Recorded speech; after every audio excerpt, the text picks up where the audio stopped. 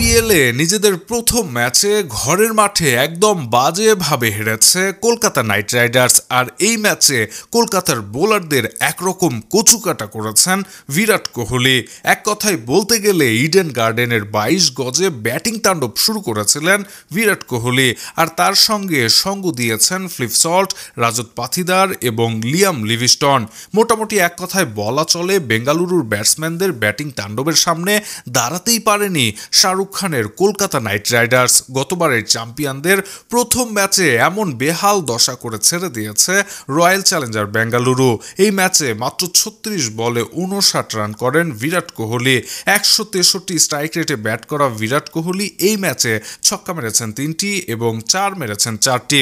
এছাড়া flip salt 31 বলে 56, পাথিদার 16 বলে 34 এবং লিয়াম লিভিস্টন মাত্র 5 বলে করেছেন 15 রান। এর ফলে কলকাতার বিপক্ষে 7 উইকেটের বড় জয় পায় royal Challenger Bengaluru. Shahriar Alam, EBD news.